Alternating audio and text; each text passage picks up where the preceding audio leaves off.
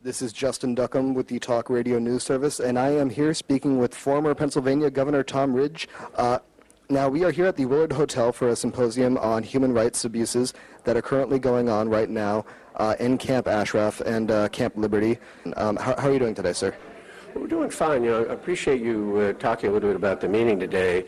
The 3,400 Iranian citizens who were living at Camp Ashraf, who surrendered the ability to defend themselves to the United States in 2004, are now under the protection of the Iraqi government and under the influence of the UN High Commissioner on Refugees. And based on representations that the UN High Commissioner on Refugees would begin the resettlement process, and based upon the demand of the Iraqi government that they move to closer to Baghdad, a place Camp Liberty, 400 of these individuals went there and found the conditions to be absolutely deplorable. No water, no electricity, and it's an endless list. And what's very discouraging is that the UN had assured them that the basic human needs would be met. It's important that this process begin, but it's also important that the human conditions, basic habitable conditions at the Camp Liberty, be dramatically improved before there can be any more progress. What should the U.S. have done before leaving Iraq? Well, what happened is when the Iraqi government and the American government agreed on the change of status forces, the change of forces agreement, they pledged to us that they would provide for the safety and security of these 3,400 individuals. And as it turned out, they've invaded the Camp Ashraf twice, and now they've set up quite a few roadblocks in this process of getting the move from Camp Ashraf down to Liberty. And the only thing we're asking is supporting the UN. They ought to be providing the kind of habitable, suitable, humane conditions that the UN needs and the 3,400 people will ultimately need in order to get the resettlement process going. So there's a lot of work that has to be done. And a lot of us today are going to call on the UN to put far more pressure on the Iraqi government to make good on their commitments, because they promised to provide for the safety and security of these individuals. And the camp conditions are deplorable. Do you think the Maliki government will really listen to any UN demand on that? The progress has been painfully, glacially slow, and it's in everyone's best interest to expedite the process, provide suitable conditions, and let the UN do their job.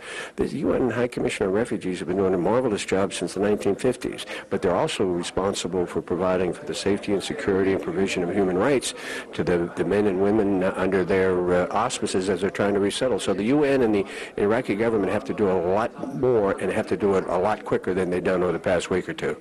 Now, the residents of the camp are affiliated with the MEK, and I understand that you are one of the officials here today who are calling to have them removed from the terror watch list that the State Department holds. Now, that sounds a little jarring. You were the former Department of Homeland Security director. You know, to the average American, this may be a little surprising. Why are you supporting this? Well, first of all, this group, the MEK, was put on the list of foreign terrorist organization list by President Clinton.